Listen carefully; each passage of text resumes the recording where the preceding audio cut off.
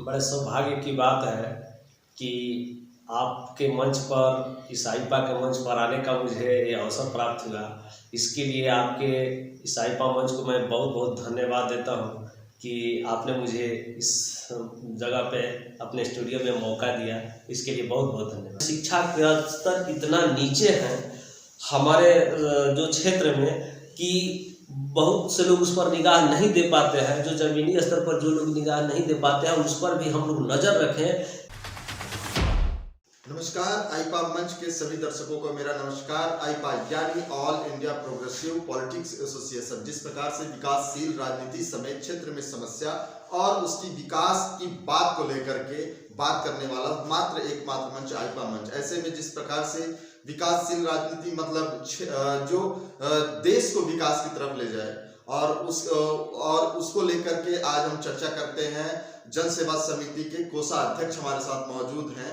हम इनसे बात करेंगे कि आखिरकार किस तरीके से और क्या कुछ जो है कि आपकी समिति द्वारा काम किया जाता है। सबसे पहले तो आप आईपा के मंच पर मौजूद हैं, कैसा लग रहा है और किस तरीके से, जिस तरीके से आईपा का जो मुहिम है उससे आपको मैंने परिचित कराया तो क्या लगा, किस तरीके से काम किया जाता है? बड़े सौभाग्य की बात है कि आपके मंच पर, इस आईपा के मंच पर आने का मुझे ये अवसर प्राप्त हुआ। इसके लिए आपके इस आईपा मंच को मैं बहुत बहुत धन्यवाद देता हूँ कि आपने मुझे इस जगह पे अपने स्टूडियो में मौका दिया। इसके लिए बहुत बहुत धन्यवाद। तो सबसे पहले तो आप अपना परिचय दे तो बेहतर होगा कि आपका परिचय सब लोग जाने। मैं परमेश्वर कुशवाहा, बस स्टैंड शक्तिनगर, और एक एनजीओ चलाते हैं, उसका नाम जन सेवा समिति। बिल्कुल वही हम लोग काम करते हैं, अपना व्यापार भी करते हैं। सबसे पहला मेरा सवाल रहेगा कि जिस तरीके से जन सेवा समिति की आपने बात किया, तो जन सेवा समिति का मुख्य मुद्दा क्या है और जन सेवा समिति से आप कब से जुड़े हैं और किस तरीके से कार्य किया जाता है? सबसे पहले तो यही बताएं। देखिए, जन सेवा समिति का कार्य लगभग आज 7 सालों से चल रहा है ये शक्तिनगर परिक्षेत्र में। और सबसे पहले हम लोग 2-4 साथी मिल के, इसमें हमारे राजीव गुप्ता जी हैं और प्रिंस जायसवाल जी हैं, पप्पू अग्रहरी हैं, 5 लोग मिल के हम लोग तो व्यवसाय करते थे। हम लोग ये जानते थे कि यह जीवन तो अपने लिए जिया ही जाता है, अपने परिवार के लिए जिया जाता है, लेकिन हम लोगों को कुछ ऐसे काम करना चाहिए, हम छोटे वर्ग लोग ऐसा काम करना चाहिए कि जो लोग असहाय अवस्था में हैं, असहाय लोगों को, विधवा वृद्धा लोगों को हम लोग अपने स्तर से भी उनको लाभ पहुंचाएं। ऐसा कौन सा काम करें? बहुत साल भर सोचने विचारने के बाद हम लोगों ने इस जन सेवा समिति का उदय किया। तो इस तरह से हम लोग उसका स्थापना किया और वही हम चलाते हैं। तो सबसे पहले जिस तरीके से आपने ये जो है कि समिति का आरंभ हुआ, तो इसमें सबसे पहला काम क्या हुआ था? इसमें सबसे पहले काम ये हुआ था कि हम लोग अपने व्यवसाय में से 100 रुपया महीना कोष बनाए कि इस कोष में जितने मेंबर थे 100 रुपया मंथली हम लोग जमा कर देते हैं।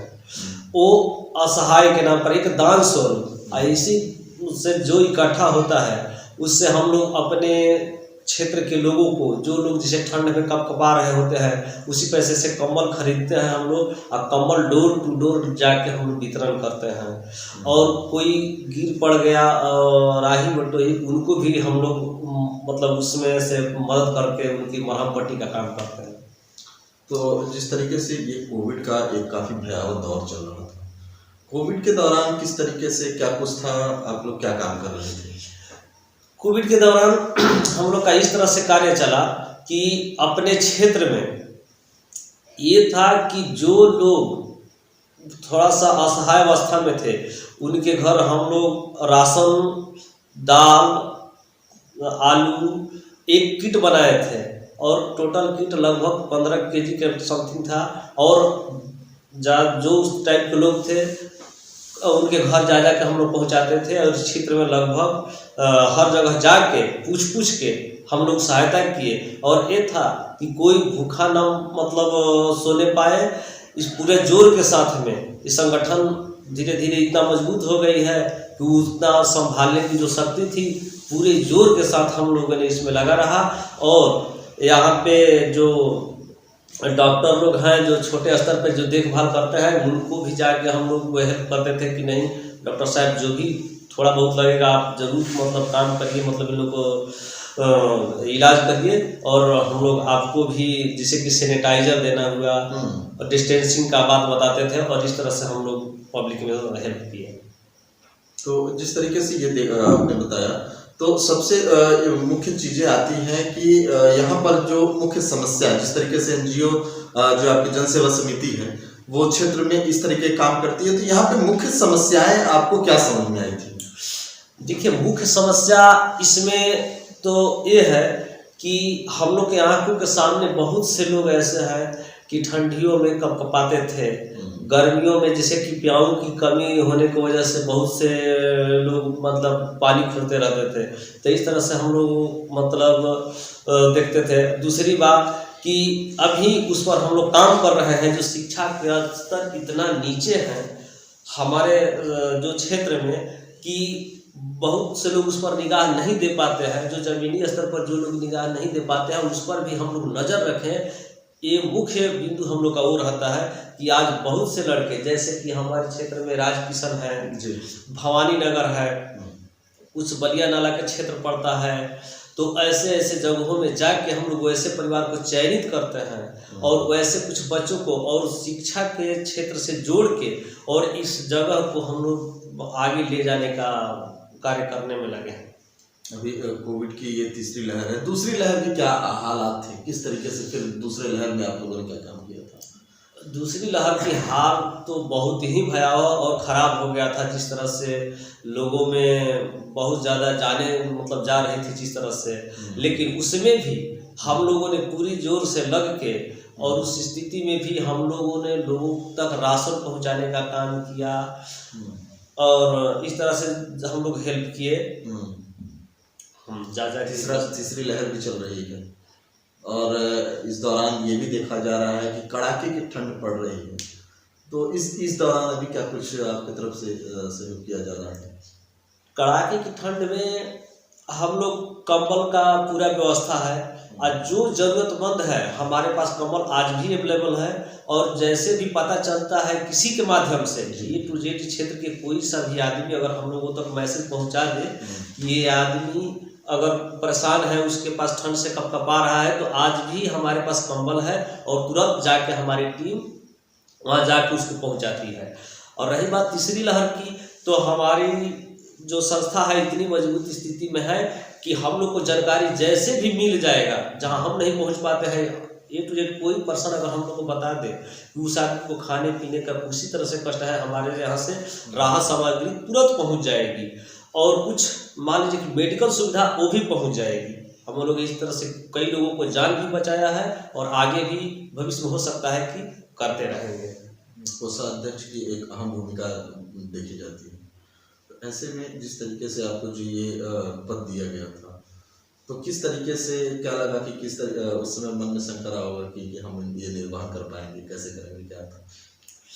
दरअसल में मैं कोषाध्यक्ष हूँ और इस तरह का है कि हम लोग एक तरीके से संस्थापक में इस तरह से योजना भी बनाया, तो जितना भी जिम्मेदारियां हमारे हमको मतलब मिल सकता था या मिला है, हम पूर्ण रूप से स्वतंत्र थे। किस तरह से जब काम करने के जो हम लोगों ने उसका निर्माण ही किए, तो पूरी तरह से तैयार भी रहते हैं और जितना भी समाज के हित के लिए काम होता है, सामाजिक उत्थान के लिए काम होता है, मैं हमेशा तत्पर रहता हूँ और उसके पूरी लगन से निभाता हूँ।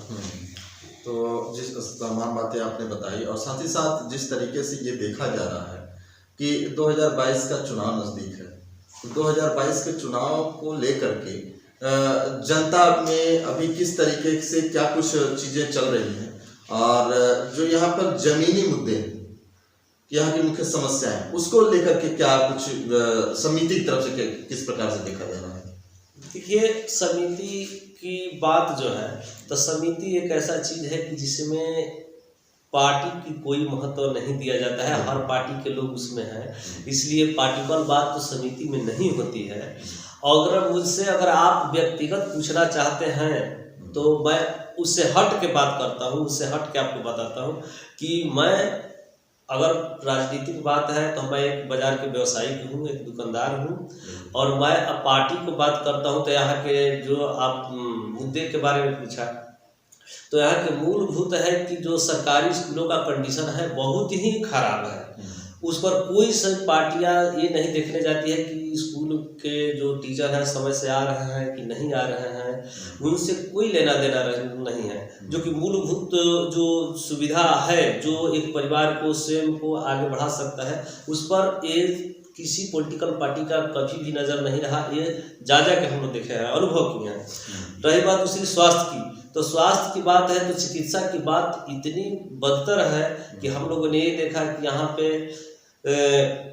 जहाँ भी लोग जाते थे उनको उपचार नहीं मिल रहा था। उपचार के बगैर बहुत लोगों की जाने गई। तो ये जो इसकी जो असुविधा हम लोगों ने झेला है, यहाँ के क्षेत्र के लोग ने झेला, इस पर भी किसी पार्टी का नज़र नहीं रहा। ये बड़ी खेद की बात है। तो इस तरह का आपका हम बताएं शिक्षा और स्वास्थ्य। और रही बात व्यापारिक, तो व्यापारिक भी आज के दौर में ऑनलाइन की वजह से, ऑनलाइन हो जाने की वजह से पूरा व्यापारिक वर्ग बहुत परेशान है कि अपने मतलब दुकान ना चलने की वजह से बहुत लोग मतलब एक तबाही के कगार पर है। तो ये थे हमारे साथ जन सेवा समिति के कोषाध्यक्ष जी, जिन्होंने बताया कि इनकी समिति द्वारा लगातार जिस तरीके से 7 सालों से ये काम कर रहे हैं और क्षेत्र में असहाय लोगों की मदद हमेशा करते हुए इनकी समिति जो है आगे बढ़ रही है। और सबसे बड़ी बात है कि ये लोग जिस तरीके से व्यापार से अपने व्यापार से महीने का 100 रुपए निकाल करके लोगों की मदद के लिए वो पैसे रखते हैं। और कहीं ना कहीं ऐसे जिस तरीके से इन दिनों अभी ठंड का जो माहौल है, तो ठंड में भी उनको कंबल वितरण करना, और कोरोना काल की अगर बात कर ली जाए तो कोरोना काल में जो है कि लोगों की लगातार मदद करना, मास्क देना, और साथ ही साथ जो डॉक्टर की टीम, जो डॉक्टर वगैरह होते थे उनको भी सैनिटाइजर वगैरह तमाम चीज़ें और 2 गज की दूरी के बारे में हमेशा जानकारी देते रहने की बात कही गई थी। और ऐसे में लगातार मंच, आईपा मंच की लगातार खबरों को देखने के लिए आप हमारे चैनल को सब्सक्राइब करें। सोनभद्र से प्रवीण पटेल।